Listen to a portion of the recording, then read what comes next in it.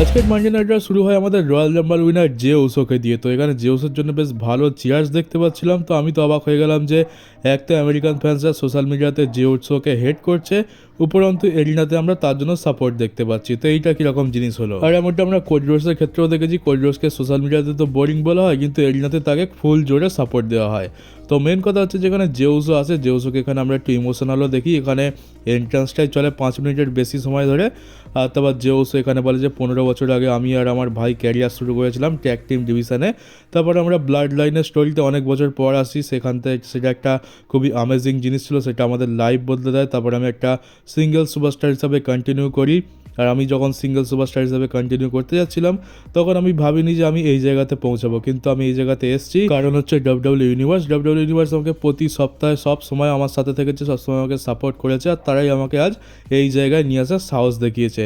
আমি আজকে royal Rumble winner, আর আমি রেসলম্যানিয়াতে যাচ্ছি মেন ইভেন্ট করতে। তো এখানে কী হয় যে গান্থার চলে আসে। গান্থার তো একদম খুবই রেগে মেগে আসে।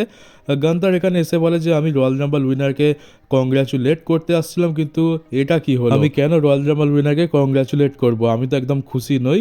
জে উসো আমার চ্যাম্পিয়নশিপের জন্য কি লড়বে? জে উসোর সাথে তো ম্যাচ লড়া আমার পক্ষে খুবই অসম্মানের। আর জে উসো আমার জুতোরও পর্যন্ত যোগ্য নয়। আমার ওয়ার্ল্ড হেভিওয়েট চ্যাম্পিয়নশিপের একটা লেগেসি রয়েছে, আর আমি কি করবো? রেসলম্যানিয়াতে নাকি জে উসোর সাথে ম্যাচ লড়বো? এত খারাপ দিন এসে গেছে আমার। আমি যদি রেসলম্যানিয়াতে রোমান রেন্স, সিএম পাং বা জন সিনার সাথে ম্যাচ লড়তাম আর তাদেরকে যদি আমি হারাতাম, তাহলে আমার ওয়ার্ল্ড চ্যাম্পিয়নশিপের লেগেসিতে একটা অনেক বড় জিনিস অ্যাড হতো। কিন্তু আমি কোন মুখে লোককে বলবো যে আমি জে উসোকে রেসলম্যানিয়াতে হারিয়েছি? এটা আমার পক্ষে খুবই ডিসরেসপেক্টফুল, আর এটা আমার লেগেসিতে কিচ্ছু অ্যাড করবে না। এটা পুরো ভ্যালুলেস। আমার এই রেসলম্যানিয়াটা পুরো বেকার যেতে চলেছে। তো গান্থার তো এই বলে জে উসোকে অপমান করে দেয়। জে উসোকে বলে যে যদি তুই আমাকে চুজ করিস, তাহলে আমি তোকে প্রমিস করছি যে তোর প্রত্যেকটা সপ্তাহ আমি নরক বানিয়ে ছাড়বো। আমি কিন্তু তোকে প্রচণ্ড অ্যাসল্ট করব। তো এইটা বলার পর তো গান্থার একদম পুরো রেগে মেগে এখান থেকে চলে যাচ্ছিলো, কিন্তু জে উসোর এখানে মুখ থেকে কোনো কথা তো সেরকম দেখতে পেলাম না। জে উসো জাস্ট এটা বললো যে আমি ফ্রাইডে নাইট স্ম্যাকডাউনেতে কোডি রোডসের সাথে ফেস আপ করবো। তারপর আমি ফাইনালাইজ করবো যে আমি রেসলম্যানিয়াতে কাকে চুজ করবো। আর আমি যাকেই চুজ করি না কেন, সত্যিটা তো হচ্ছে যে আমি রেসলম্যানিয়া থেকে চ্যাম্পিয়ন হয়েই বেরোবো। তো গান্থার এখানে অতটা পাত্তা দেয়নি। গান্থার এখানে রেগে মেগে চলে যায়, আর এখানেই এই সেগমেন্টটা শেষ হয়ে যায়। এরপর আমরা পেন্টা ভার্সেস লুডরিক কাইজারের মধ্যে ম্যাচ দেখতে পাই, কারণ রয়্যাল রাম্বলে লুডরিক কাইজারকে মাত্র 9 সেকেন্ডে পেন্টাগন এলিমিনেট করে দেয়। তো তার বদলা নিতে এখানে লুডরিক কাইজার এসেছিল। আসল কথা হচ্ছে যে লুডরিক কাইজারের মার খাওয়ার ইচ্ছা ছিল, তাই পেন্টার সাথে পাঙ্গা নিচ্ছে। তো এখানে ম্যাচের মধ্যে আমরা সেটাই দেখতে পেলাম, লুডরিক কাইজার তো কিছু করতে পারলো না, উল্টে এক গাদা তো মার খেয়ে গেল। আর লাস্টেতে পেন্টাগন নিজের পেন্টা ড্রাইভার লাগিয়ে লুডরিক কাইজারকে হারিয়েও দেয়। কিন্তু ম্যাচ শেষ হওয়ার পর আমরা দেখতে পাই যে এখানে পেন্টার একটা ইন্টারভিউ মতো হচ্ছিল যে পেন্টাগনের জন্য নেক্সট কী হতে চলেছে, কিন্তু সে কিছু বলার আগে এখানে পিট ডানের থিম সং প্লে হয়। পিট ডান এখানে ধীরে ধীরে রিংয়ের দিকে আসে, আর জানলা উঠিয়ে এখানে লুডরিক কাইজার পেন্টার উপরে অ্যাটাক করে দেয়। তো মনে হচ্ছে এবারে আমরা পেন্টাগনের সাথে লুডরিক কাইজার আর পিট ডানের রাইভালরি কন্টিনিউ হতে দেখতে পাবো। তারপর আমরা শার্লেট ফ্লেয়ারকে দেখতে পাই। এখানে শার্লেট ফ্লেয়ারের জন্য রিয়াকশন খুবই খারাপ ছিল। সে রয়্যাল রাম্বল জিতেছে, এটা ফ্যান্সরা একদমই মেনে নিতে পারছে না। মানে জে উসোর থেকে শার্লেট ফ্লেয়ারের সিচুয়েশান বেশি খারাপ ছিল, সবাই তাকে বু করছিল। আর আমার মতে শার্লেট ফ্লেয়ারকে দুবার রয়্যাল রাম্বল না জিতে অন্য কাউকে সুযোগ দেওয়া উচিত ছিল, কারণ শার্লেট ফ্লেয়ার তো এমনি রেসলম্যানিয়াতে ম্যাচ পেয়েই যেত। টিফনির সাথে লড়ার জন্য তার রয়্যাল রাম্বল জেতার খুব একটা তো দরকার ছিল না। তো এবারে এখানে শার্লেট ফ্লেয়ার ফ্যান্সদের উদ্দেশ্যে বলে যে তোমরা আমাকে বু করো আর তোমরা আমাকে চিয়ার করো, আমি তোমাদের সবাইকে মিস করেছি। আগের বছরটা আমার জন্য একদম হরিবল ছিল, খুবই খারাপ সময় কেটেছে আমার। কিন্তু ব্যাপারটা হচ্ছে যে তোমরা যারা আমাকে বু করছো আমি তাদেরকেও পছন্দ করি, আর যারা আমাকে চিয়ার করছো তাদেরকে তো আমি পছন্দ করি। আর তোমরা আমাকে বু করছো এতে আমার কিছু যায় আসে না, কারণ সত্যিটা তো হচ্ছে যে আমি হচ্ছি greatest of all time WWE superstar. তো এবারে তোমরা আমাকে যত খুশি বু করো, আমার তো কিচ্ছু যায় আসে না। এবারে আমরা দেখতে পাই যে রিয়া রিপ্লি চলে আসে এখানে। রিয়া রিপ্লির থিম সং প্লে হয়। রিয়া রিপ্লি এখানে এসে প্রথমে তো শার্লেটকে কংগ্র্যাচুলেট করে, তারপর বলে যে প্লিজ শার্লেট আমাকে চুজ করো। তো আমরা ভাবছিলাম যে এটা কি হচ্ছে, রিয়া রিপ্লি এত বড় একটা চ্যাম্পিয়ন আর সে এসে বলছে প্লিজ আমাকে চুজ করো।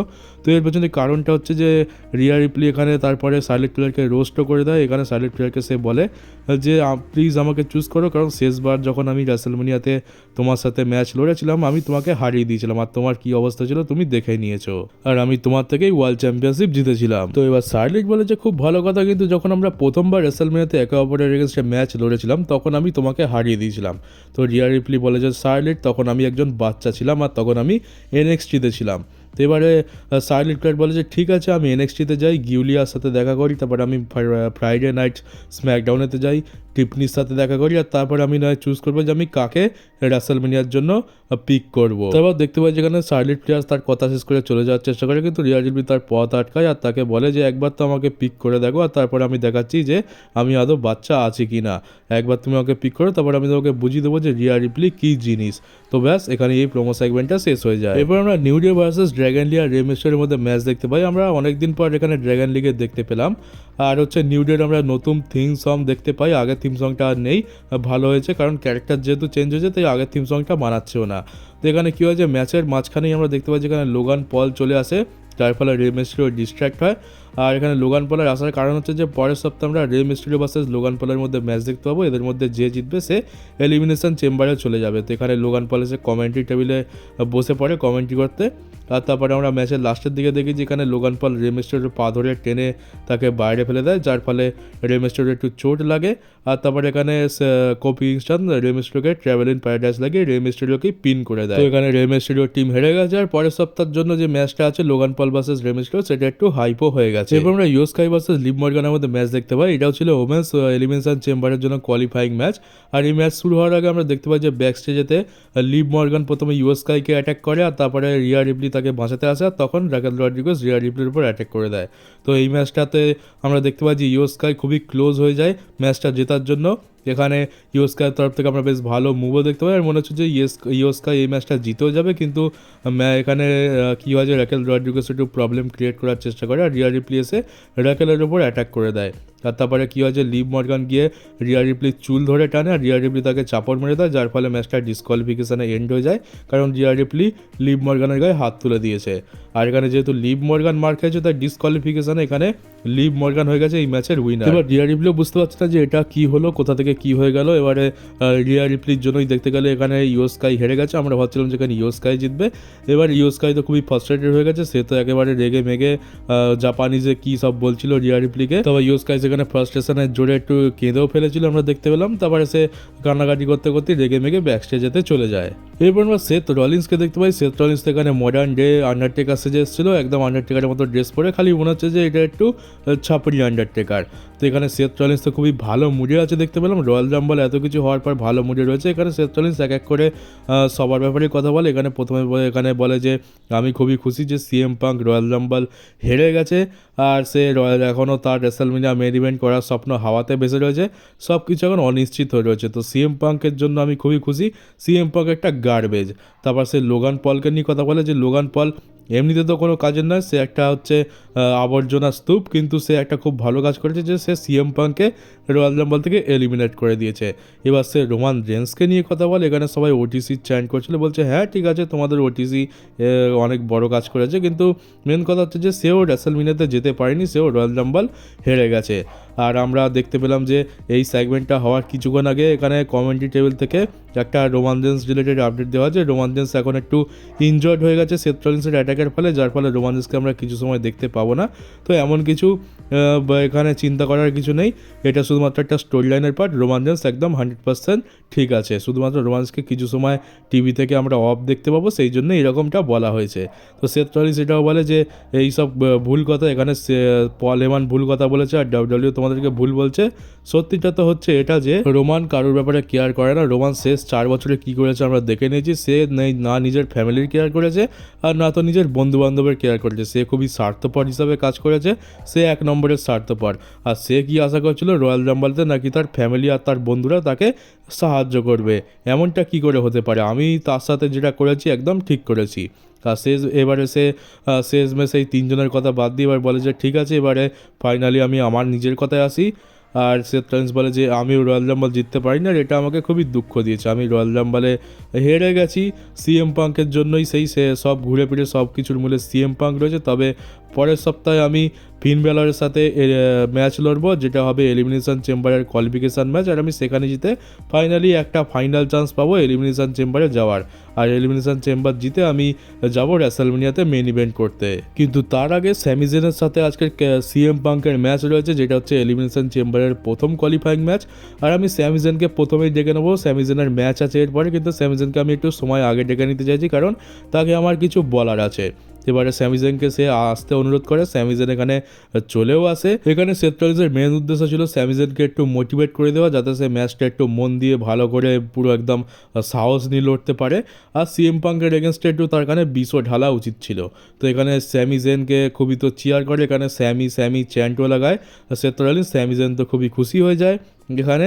এবারে সেথ রলিন্স এখানে বলে যে তুমি হচ্ছে স্যামি জেন, সিএম পাঙ্ক তোমাকে কী বলে অপমান করেছিল তোমার মনে আছে? কিছুদিন আগে পর্যন্ত তুমি তুমি ওয়ার গেমস ম্যাচেতে সিএম পাঙ্কের পার্টনার ছিলে, কিন্তু তাতে কিছু যায় আসে না। সিএম পাঙ্ক তোমাকে এটা বলে অপমান করেছিল যে তুমি আগে সিএম পাঙ্কের লেভেলে গিয়ে দেখাও। তো এটা তোমাকে ভুললে চলবে না যে সিএম পাঙ্ক কারুর কেয়ার করে না। সিএম পাঙ্ক না তো এই কোম্পানির কেয়ার করে, না তো ক্রাউডের কেয়ার করে, আর না তো লকার রুমের কোনো সুপারস্টারের কেয়ার করে। সে একজন স্বার্থপর, সে শুধু নিজের কথা ভাবে। আর সে তোমাকে বলেছে যে তুমি নাকি তার লেভেলের নও, সে তোমাকে ছোট করেছে। কিন্তু সত্যি কথা হচ্ছে যে তুমি সিএম পাঙ্কের থেকে অনেক উঁচু লেভেলে। তুমি রেসলমেনিয়া মেন ইভেন্ট করেছো, রেসলমেনিয়াতে তুমি চ্যাম্পিয়নশিপ জিতেছো, কিন্তু সেটা ধারে কাছেও যেতে পারিনি সিএম পাঙ্ক। সে প্রত্যেকবার ফেল করেছে।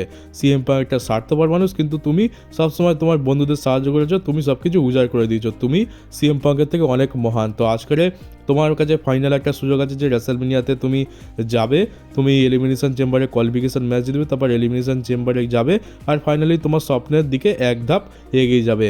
তো এই স্বপ্নের মাঝখানে তুমি সিএম পাঙ্ককে আসতে দেবে না। আজকে সিএম পাঙ্ককে তুমি হারিয়ে দিতে আবার ছাড়বে। যেখানে দেখতে পাচ্ছি স্যামি জেন তো একদম আত্মবিশ্বাসে ভরপুর হয়ে যায়, আর সে বুকে বেশ বিশ্বাসও পায় যে সে সিএম পাঙ্ককে হারাতে পারবে।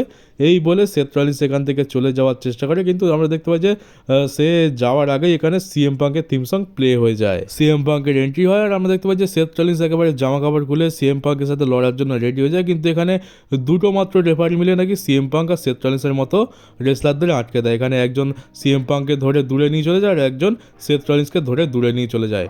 এটাও দেখতে হচ্ছে আজকাল।